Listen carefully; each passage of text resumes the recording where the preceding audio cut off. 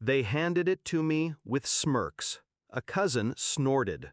My brother didn't even hide his laugh. Phones came out. Pictures snapped. I didn't argue, didn't defend myself. I just smiled. Then, slowly, I reached into my bag and pulled out a thick stack of papers, stapled, official, important. I held them in both hands, high enough for everyone to see. And without a word, I tore them in half. Page after page, shreds drifting to the floor like pale confetti. The room went quiet. By the time I walked out, some of them were already picking up the pieces. That's when they realized what I'd destroyed. It was too late. It started years ago, long before this reunion. Family, they call it. I call it a chain I've been dragging since birth. The insults were never direct at first, just little cuts. You could have done better. Why can't you be more like your brother? The bar was always moving, always just beyond my reach. But I kept showing up. Birthdays, weddings, funerals. I brought gifts, paid tabs, took days off to help when pipes burst or cars broke down. I thought that's what you did. You give, you hold them up, you keep the peace. Turns out, they saw kindness as weakness. The shift was slow. A cousin borrowing money just until next payday and never returning it. My sister asking for help with her mortgage while mocking my job in the same breath. And then the will. When my father died, the estate was mine to divide. He'd left it to me to handle fairly. Fairly. That word rotted in my mouth.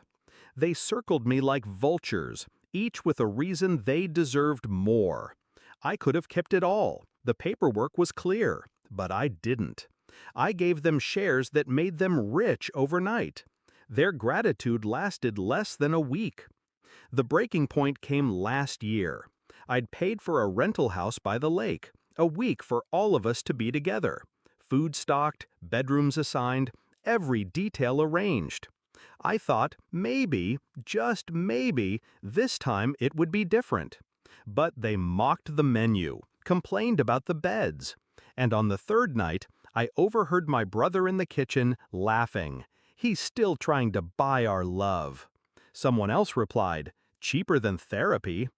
I didn't walk in. I didn't shout. I just stood in the hallway, the light from the fridge spilling across the floor, and I made a decision. No more. The will, the trust, the business shares. I'd been holding the paperwork for years, controlling interests, property deeds, bank authorizations, things they'd never bothered to understand. They assumed I'd keep managing it forever, like some unpaid servant. I could have sold it quietly, transferred ownership without a word. But that wasn't enough. I wanted them to see it happen. I wanted the moment to burn into their memories. So when the invitation for the family reunion arrived, a thinly veiled excuse to drink on my dime, I accepted. I told them I'd bring something important. The day came. I walked into the hall they'd rented. Long tables lined with food. A banner on the wall. Family forever. And then the shirts. Handed out like party favors. Mine, the joke, got the biggest laugh. My brother actually wiped tears from his eyes. I slipped the t-shirt over my head. The cotton clung to my skin, hot under the fluorescent lights. I smiled. Then I reached into my bag. The papers were thick in my hands. The trust documents, the property titles, the business contracts. Every signature I'd ever given to protect them. Every legal string that tied me to their well-being. I looked at my brother first. His grin faltered. At my sister. She tilted her head, sensing something shift. Then, rip. The first tear echoed in the quiet. The second made my cousin's fork freeze halfway to his mouth. I kept going. Page after page, the sound sharp, final. No speech, no explanation. By the time the last scrap hit the floor, my hands were empty. I turned and walked toward the door. Behind me, chairs scraped back. "What was that?" my brother's voice, tight now. "What did you just do?" my sister. They gathered around the shredded pile. Someone picked up a page. I heard the words whispered. "Property transfer. Relinquish all claim."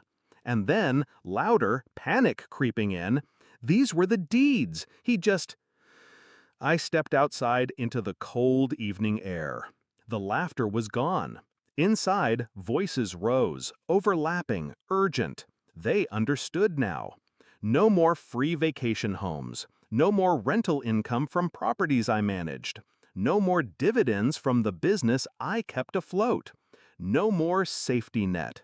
They had mocked the one person holding it all together. And now I had let go.